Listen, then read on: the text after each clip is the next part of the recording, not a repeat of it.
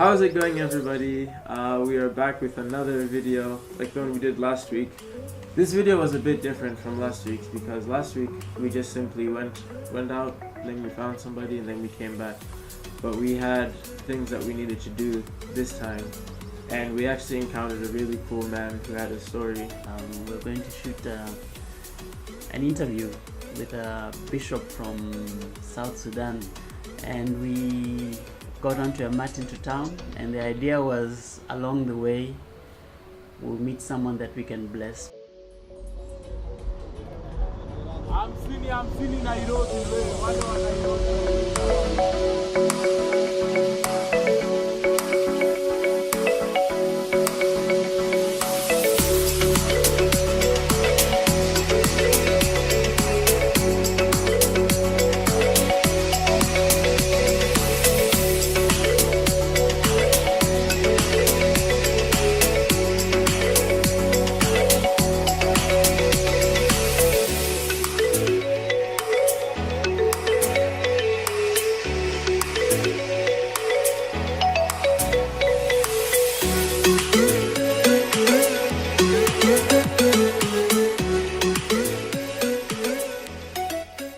He was alive when the war started in South Sudan in the 50s, 1950s, and it's still going on.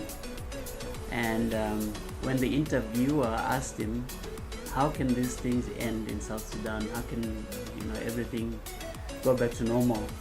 He just said forgiveness. We just need to forgive each other. And he told a story. In this story, it was a cool story, but it was also scary. A bunch of them were meeting at a church, and then some Arabs came into the church and started shooting up the place.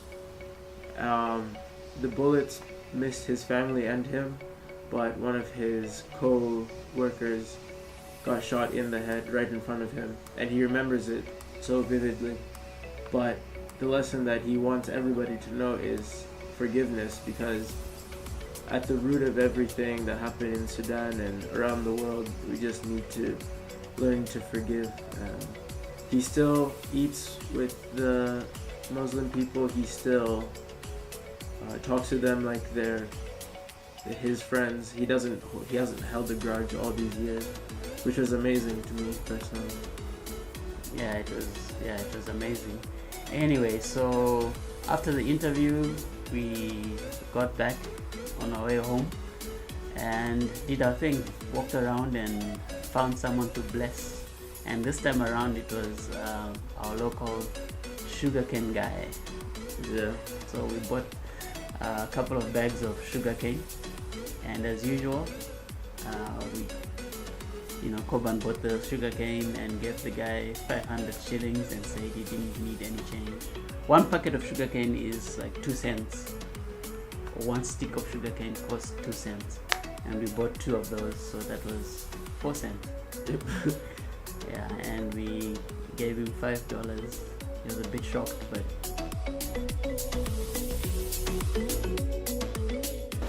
today we went to a guy who sells sugarcane, and while we were there, we kind of waited for a while.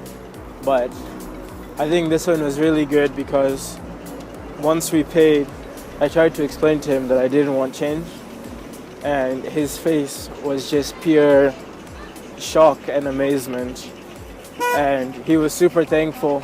Yeah, and then we just walked away. So we kind of just left him wondering what just happened, but I think that was good because you could tell just from his face, he didn't have to say much, but just from his face, that he was super grateful, and that's something that he's not used to. It was really good. It was funny as well. I quite enjoyed it. hopefully you guys are doing the same thing. Help someone who can't help you back, so blessed to be a blessing. Yeah.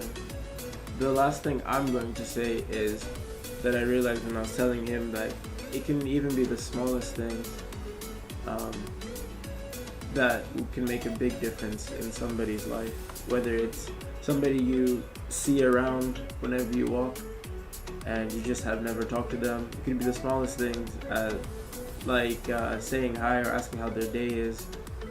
or giving them something, not expecting anything in return. Just seeing the face of pure thankfulness is enough of a reward. Yeah. Okay, so see you next time on the next episode of Blessed to Be a Blessing.